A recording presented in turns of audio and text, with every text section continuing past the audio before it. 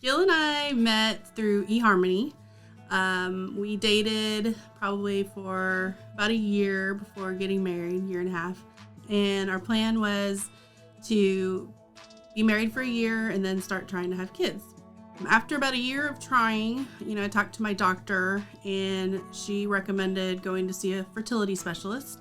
They did some tests. They said that everything looked good. And so we decided to try some medicated cycles. Then we decided to try insemination, and I didn't get pregnant. The next step was to go into IVF. And then after we did the cycle, I took a pregnancy test and it was negative. And then we tried again, and that time I actually did get pregnant, but that only lasted a couple weeks, and then I ended up miscarrying.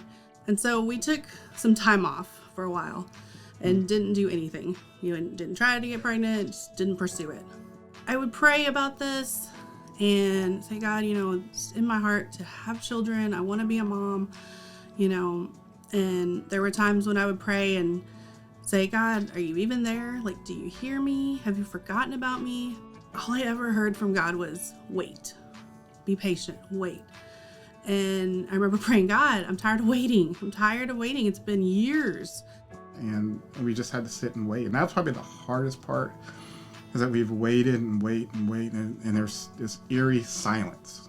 And I think it says in Hebrews 11:1 to have confidence and assurance in you, and hope in the promise of what you don't see, and that to trust that God is working, that you are working behind the scenes, that you're setting something up for us. That's what I held on to, that he was working behind the scenes. He was orchestrating something. And then God started kind of moving and stirring in our hearts about infant adoption. I remember being at church. David was preaching. We both left church that day, and we were like, I think God wants us to adopt. I think it's time to really pursue that. And then we started going through the adoption process, and they were saying that, well, we have one spot left. I said, okay, we'll take it. And the girl I was talking to, her name was Hope, and I thought, this is wildly coincidental, or this is God working. Just telltale signs that I could say. We went to the orientation in September of 2017, and our home study was completed, and we were ready to go in April of 2018. And then months went by and we hadn't heard anything. And so again, I'm thinking, God, what is the deal? And again, all I heard was wait. So in September, I remember sitting down at our life group and saying, I'm just about at the end of my rope. We've been waiting for so long, for like 8 years. And I don't know if this is going to happen for us. Maybe God doesn't want this for us. I said, I'm just ready to give up. And 2 weeks later, I was sitting at work and I got a call from our caseworker, and she said, I have good news. A birth mother has chosen you to be her baby's parents. And I was like, what?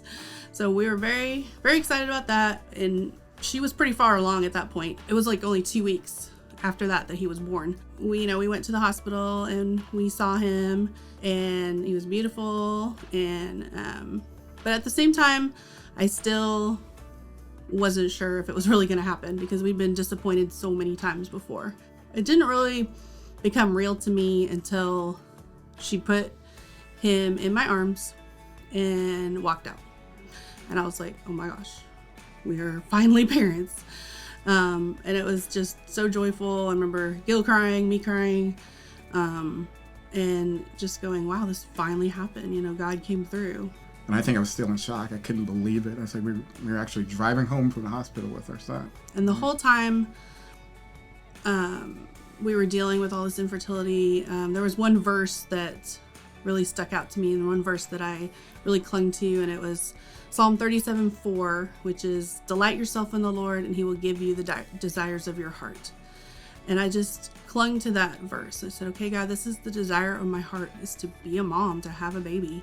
Now I can see why we were waiting, because it was for him.